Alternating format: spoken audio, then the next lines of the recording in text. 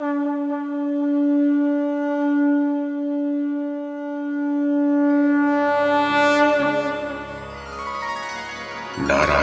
नमस्कृत्य नरं चैव नरोत्तमं देवीं सरस्वतीं व्यासं ततो जयमुदीरयेत्। ओम नमो भगवते वासुदेवाय, ओम नमः पितामहाय, ओम नमः प्रजापतिभ्यः, ओम नमः कृष्णद्वैपायनाय, ओम नमः सर्वविघ्नविनायकेभ्यः।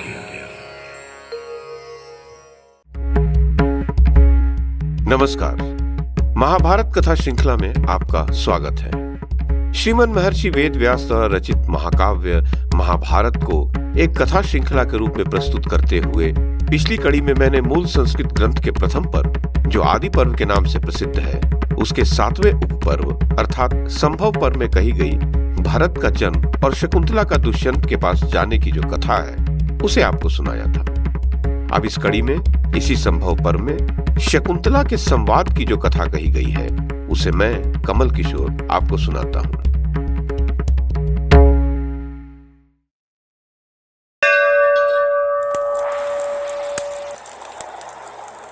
वैशंपायन जी कहते हैं, जन्मेजय, तदनंतर सुंदर भौहों वाली शकुंतला कमल के समान नेत्रों वाले देव बालक के सदृश तेजस्वी पुत्र को साथ ले अपने परिचित तपोवन से चलकर महाराजा दुष्यंत के यहाँ पहुंची।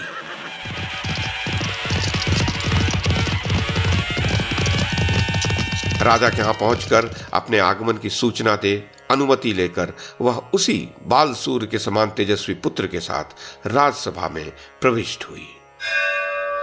कर्ण के सारे शिष्यगण राजा को महर्षि का संदेश सुनाकर पुनः आश्रम को लौट गए और शकुंतला न्यायपूर्वक महाराज के प्रति सम्मान का भाव प्रकट करती हुई पुत्र से बोली, पुत्र, ये महाराज तुम्हारे पिता हैं, इन्हें प्रणाम करो।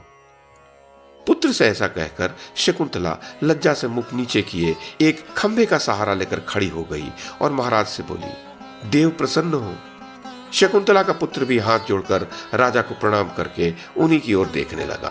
उसके नेत्र हर्ष से खिल उठे थे। राजा दुष्यंत ने उस समय धर्म बुद्धि से कुछ विचार करते हुए ही कहा, सुंदरी, यहां तुम्हारे आगमन का क्या उद्देश्य है? बताओ। जबकि तुम पुत्र के साथ आई हो, मैं तुम्हारा कार्य अवश्य सिद्ध करूंगा, इसमें संदेह नहीं। शकुंतला ने कहा, महाराज, आप प्रसन्न हो, ये आपका पुत्र है, इसे आप युवराज पद पर अभिषिक्त कीजिए। महाराज, ये देवोपम कुमार आपके द्वारा मेरे गर्भ से उत्पन्न हुआ है। पुरुषोत्तम, इसके लिए आपने मेरे साथ जो शर्त रखी थी उसका आप पालन कीजिए। महाभाग, आपने कर्ण के आश्रम पर मेरे साथ समागम के पूर्व जो प्रतिज्ञा की थी उसका इस समय स्मरण कीजिए। राजा दुष्यंत ने शकुंतला का यह वचन सुनकर सब बातों को याद रखते हुए भी उससे इस प्रकार कहा, दुष्ट तपस्विनी, मुझे कुछ भी स्मरण नहीं है। तुम किसकी स्त्री हो? तुम्हारे साथ मेरा धर्म, काम अथवा अर्थ को लेकर वैवाहिक संबंध स्थापित हुआ है, इसका मुझे तनिक भी स्मरण नहीं है। तुम इच्छा अनुसार जाओ या रहो, अथवा जैसी तुम्हारी रुचि हो वैसा करो।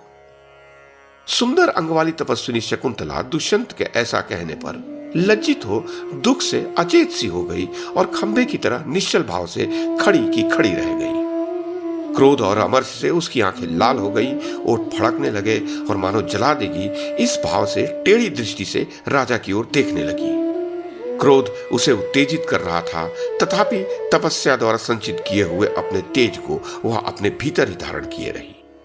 वह 2 घड़ी तक कुछ सोच विचार सा करती रही, फिर दुख और अमर्ष में भरकर पति की ओर देखती हुई क्रोधपूर्वक बोली, महाराज, आप जानबूझकर भी दूसरे निम्न कोटि के मनुष्यों की भांति निशंक होकर ऐसी बात क्यों कहते हैं कि मैं तुम्हें नहीं जानता? इस विषय में यहां क्या झूठ है और क्या सच, इस बात को आपका हृदय ही जानता होगा। उसी को साक्षी बनाकर हृदय पर हाथ रखकर सही सही बात कहिए, जिससे आपका कल्याण हो। आप अपने आत्मा की अवहेलना न कीजिए। आपका स्वरूप तो कुछ और है, परंतु आप बन कुछ और रहे हैं।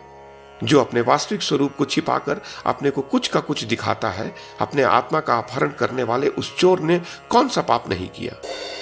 आप समझ रहे हैं कि उस समय मैं अकेला था, कोई देखने वाला नहीं था, परंतु आपको पता नहीं कि सनातन परमात्मा सबके हृदय में अंतर्यामी रूप से विद्यमान है। वे सबके पाप पुण्य को जानते हैं और आप उसी के निकट रहकर पाप कर रहे हैं। जो सदा असत्य से दूर रहने वाले हैं, उन समस्त साधु पुरुषों की दृष्टि में केवल धर्म ही हितकारक है। धर्म कभी दुखदायक नहीं होता।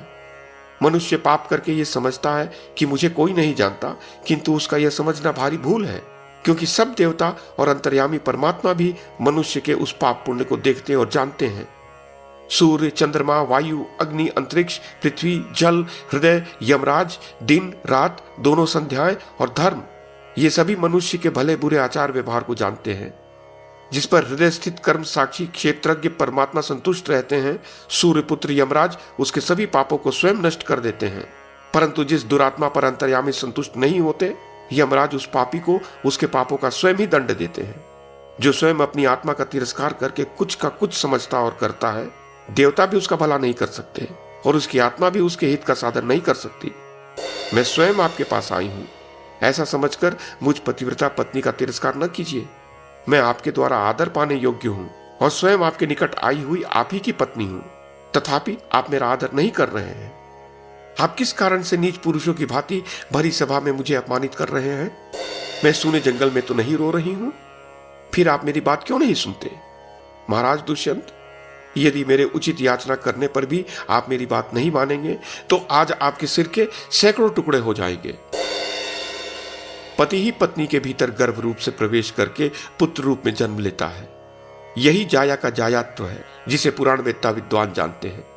शास्त्र के ज्ञाता पुरुष के इस प्रकार जो संतान उत्पन्न होती है, वह संतति की परंपरा द्वारा अपने पूर्व के मृत पितामहों का उद्धार कर देती है। पुत्र पुत नामक नरक से पिता का त्राण करता है। इसी कारण से साक्षात ब्रह्मा जी ने उसे पुत्र कहा है। मनुष्य पुत्र से पुण्य लोकों पर विजय पाता है, पौत्र से अक्षय सुख का भागी होता है तथा पौत्र के पुत्र से प्रपितामहगण आनंद के भागी होते हैं। वही भार्या है जो घर के कामकाज में कुशल हो, वही भार्या है जो संतानवती हो, वही भार्या है जो अपने पति को प्राणों के समान प्रिय मानती हो, और वही भार्या है जो पतिव्रता हो। भार्या पुरुष का आधा अंग है, भार्या उसका सबसे उत्तम मित्र है।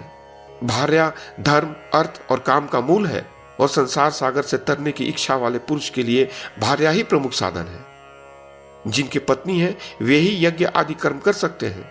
सपत्नीक पुरुष ही सच्चे गृहस्थ हैं। पत्नी वाले पुरुष सुखी और प्रसन्न रहते हैं, और जो पत्नी से युक्त हैं वे मानो लक्ष्मी से संपन्न हैं, क्योंकि पत्नी ही घर की लक्ष्मी होती है। पत्नी ही एकांत में प्रिय वचन बोलने वाली संगनी या मित्र है। धर्म कार्यों में ये स्त्रियां पिता की भांति पति की हितैषिणी होती हैं, और संकट के समय माता की भांति दुख में हाथ बटाती तथा कष्ट निवारण की चेष्टा करती हैं। परदेश में यात्रा करने वाले पुरुष के साथ यदि उसकी स्त्री हो तो वह घोर से घोर जंगल में भी विश्राम पा सकता है, सुख से रह सकता है। लोक व्यवहार में भी जिसके स्त्री है उसी पर सब विश्वास करते हैं। इसी कारण से स्त्री ही पुरुष की श्रेष्ठ गति है। पति संसार में हो या मर गया हो अथवा अकेले ही नरक में पड़ा हो, पतिव्रता स्त्री ही सदा उसका अनुगमन करती है। साध्वी स्त्री यदि पहले मर गई हो तो परलोक में जाकर वह पति की प्रतीक्षा करती है, और यदि पति पहले मर गया हो तो सती स्त्री पीछे से उसका अनुसरण करती है। राजन, इसी कारण से सुशीला स्त्री का पानी ग्रहण करना सबके लिए अभीष्ट होता है, क्योंकि पति अपनी पतिव्रता स्त्री को इहलोक में तो पाता ही है, परलोक में भी प्राप्त करता है। पत्नी के गर्भ से अपने द्वारा उत्पन्न किए हुए आत्मा को ही विद्वान पुरुष पुत्र कहते हैं। अतः मनुष्य को चाहिए कि वह अपनी उस धर्म पत्नी को, जो पुत्र की माता बन चुकी है, माता के ही समान देखे। सबकी अंतरात्मा ही सदा पुत्र नाम से प्रतिपादित होती है। पिता की जैसी चाल होती है, जैसे रूप, चेष्टा, आवर्त और लक्षण आदि होते हैं, पुत्र में भी वैसी ही चाल और वैसे ही रूप, लक्षण आदि देखे जाते हैं। पिता के संपर्क से ही पुत्रों में शुभ अशुभ शील, गुण एवं आचार आदि आते हैं। जैसे दर्पण में अपना मुख देखा जाता है, उसी प्रकार पत्नी के गर्भ से उत्पन्न हुए अपनी आत्मा को ही पुत्र रूप में देखकर पिता को वैसा ही आनंद होता है जैसा पुण्यात्मा पुरुष को स्वर्गलोक की प्राप्ति हो जाने पर होता है। जैसे धूप से तपे हुए जीव जल में स्नान कर लेने पर शांति का अनुभव करते हैं, उसी प्रकार जो मानसिक दुख और चिंताओं की आग में जल रहे हैं तथा जो नाना प्रकार के रोगों से पीड़ित हैं, वे मानव अपनी पत्नी के समीप होने पर आनंद का अनुभव करते हैं। जो परदेश में रहकर अत्यंत दुर्बल हो गए हैं, जो दीन और मलिन वस्त्र धारण करने वाले हैं, वे दरिद्र मनुष्य भी अपनी पत्नी को पाकर ऐसे संतुष्ट होते हैं मानो उन्हें कोई धन मिल गया हो। रति, प्रीति तथा धर्म पत्नी के ही अधीन है। ऐसा सोचकर पुरुष को चाहिए कि वह कुपित होने पर भी पत्नी के साथ कोई अप्रिय व्यवहार न करे। पत्नी अपना आधा अंग है, यह श्रुति का वचन है। वह धन, प्रजा, शरीर, लोक यात्रा, धर्म, स्वर्ग, ऋषि तथा पितर इन सब की रक्षा करती है। स्त्रियां पति की आत्मा के जन्म लेने का सनातन पुण्य क्षेत्र है। ऋषियों में भी ऐसी क्या शक्ति है कि बिना स्त्री के संतान उत्पन्न कर सके? जब पुत्र धरती की धूल में सना हुआ पास आता है और पिता के अंगों से लिपट जाता है, उस समय जो सुख मिलता है उससे बढ़कर और क्या हो सकता है। देखिए, आपका यह पुत्र स्वयं आपके पास आया है और प्रेम पूर्ण चितवन से आपकी ओर देखता हुआ आपकी गोद में बैठने के लिए उत्सुक है। फिर आप किस लिए इसका तिरस्कार कर रहे हैं? चींटियां भी अपने अंडों का पालन ही करती हैं, उन्हें फोड़ती नहीं। फिर आप धर्मज्ञ होकर भी अपने पुत्र का भरण पोषण करने को क्यों नहीं स्वीकारते? ये मेरे अपने ही अंडे हैं, ऐसा समझकर कौवे कोयल के अंडों का भी पालन पोषण करते हैं। फिर आप सर्वज्ञ होकर अपने से ही उत्पन्न हुए ऐसे सुयोग्य पुत्र का सम्मान क्यों नहीं करते? लोग मलयगिरी के चंदन को अत्यंत शीतल बताते हैं, परंतु गोद में सटाए हुए शिशु का स्पर्श चंदन से भी अधिक शीतल एवं सुखद होता है। अपने शिशु पुत्र को हृदय से लगा लेने पर उसका स्पर्श जितना सुखदायक जान पड़ता है, वैसा सुखद स्पर्श न तो कोमल वस्त्रों का है, न रमणीय सुंदरियों का और न शीतल जल का ही है। मनुष्यों में ब्राह्मण श्रेष्ठ होता है, चतुष्पदों में गौ श्रेष्ठतम है, गौरवशाली व्यक्तियों में गुरु श्रेष्ठ होता है और स्पर्श करने योग्य वस्तुओं में पुत्र ही सबसे श्रेष्ठ होता है। देखिए, आपका यह पुत्र देखने में कितना मोहक है। यह आपके अंगों से लिपटकर आपका स्पर्श करे। संसार में पुत्र के स्पर्श से बढ़कर सुखदायक स्पर्श और किसी का नहीं होता है। शत्रुओं का दमन करने वाले सम्राट, मैंने पूरे 3 वर्षों तक अपने गर्भ में धारण करने के पश्चात आपके इस पुत्र को जन्म दिया है। यह आपके शोक का विनाश करने वाला होगा। पौरव, पहले जब मैं सौर में थी, उस समय आकाशवाणी ने मुझसे कहा था कि यह बालक 100 अश्वमेध यज्ञों का अनुष्ठान करने वाला होगा। प्रायः देखा जाता है कि दूसरे गांव की यात्रा करके लौटे हुए मनुष्य घर आने पर बड़े स्नेह से पुत्रों को गोद में उठा लेते हैं और उनके मस्तक सूंघ कर आनंदित होते हैं। पुत्रों के जातकर्म संस्कार के समय वेदज्ञ ब्राह्मण जिस वैदिक मंत्र समुदाय का उच्चारण करते हैं उसे आप भी जानते हैं, जिसका भाव है, हे बालक, तुम मेरे अंग अंग से प्रकट हुए हो, हृदय से उत्पन्न हुए हो, तुम पुत्र नाम से प्रसिद्ध मेरी आत्मा ही हो, अतः वत्स तुम 100 वर्षों तक जीवित रहो। मेरा जीवन तथा अक्षय संतान परंपरा भी तुम्हारे ही अधीन है, अतः पुत्र तुम अत्यंत सुखी होकर 100 वर्षों तक जीवन धारण करो। महाराज, ये बालक आपके अंगों से उत्पन्न हुआ है, मानो एक पुरुष से दूसरा पुरुष प्रकट हुआ है। निर्मल सरोवर में दिखाई देने वाले प्रतिबिंब की भांति अपने द्वितीय आत्मरूप इस पुत्र को देखिए। जैसे गार्हपत्य अग्नि से आह्वनीय अग्नि प्रकट होती है, उसी प्रकार यह बालक आपसे उत्पन्न हुआ है, मानो आप एक होकर भी अब 2 रूपों में प्रकट हो गए हैं। राजन, आज से कुछ वर्ष पहले आखेट के हेतु आप एक वन में गए थे। वहां एक हिंसक पशु के पीछे आकृष्ट हो आप दौड़ते हुए मेरे पिताजी के आश्रम पर पहुंच गए, जहां मुझ कुमारी कन्या को आपने गांधर्व विवाह द्वारा पत्नी रूप में प्राप्त किया। उर्वशी, पूर्वचित्ती, सहजन्या, मेनका, विश्वाची और घृताची, ये 6 अप्सराएं ही सब अप्सराओं में श्रेष्ठ हैं, किंतु उन सब में भी मेनका नाम वाली अप्सरा श्रेष्ठतम है, क्योंकि वह साक्षात ब्रह्मा जी से उत्पन्न हुई है। उसी ने स्वर्गलोक से भूतल पर आकर विश्वामित्र जी के संपर्क से मुझे उत्पन्न किया था। महाराज, पूर्व काल में कुश नाम से प्रसिद्ध एक धर्मपरायण तेजस्वी महर्षि हो गए हैं, जो दूसरे अग्निदेव के समान प्रतापी थे।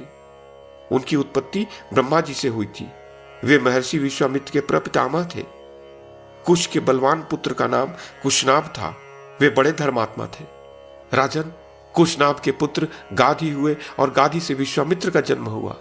ऐसे कुलीन महर्षि मेरे पिता हैं और मेनका मेरी श्रेष्ठ माता है।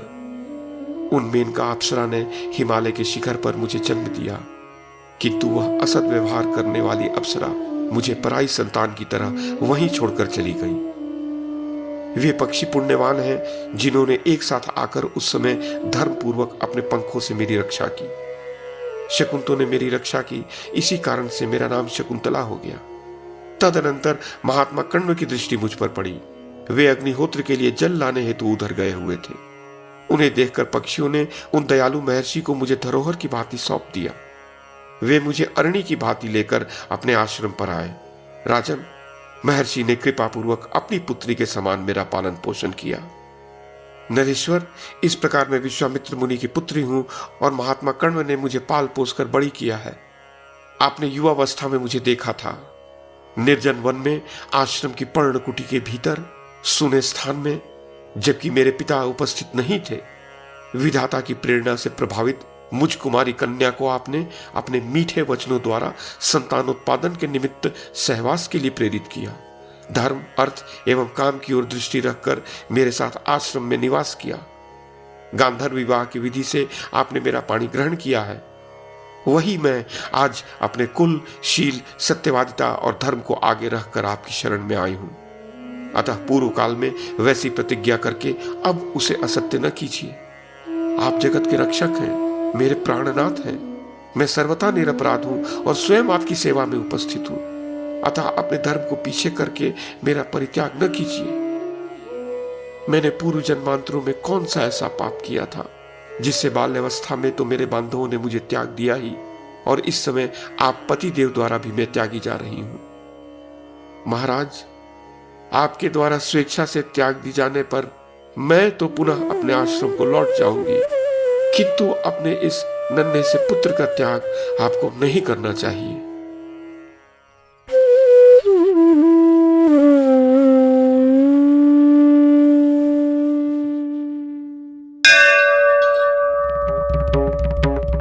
तो ये थी आदि पर्व के 7वें उपपर्व अर्थात संभव पर्व में कही गई शकुंतला के संवाद की कथा। इस कड़ी में बस इतना ही। अगली कड़ी में इससे आगे की कथा सुनाऊंगा। YouTube के माध्यम से महाभारत की कथा को एक श्रृंखला के रूप में प्रस्तुत करने का हमारा यह प्रयास यदि आपको सराहनीय लगा हो तो कृपया इस कड़ी को लाइक और शेयर करें, चैनल को सब्सक्राइब करें और बेल आइकन को दबाएं। साथ में अन्य लोगों को भी देखने के लिए प्रेरित करें। धन्यवाद और नमस्कार।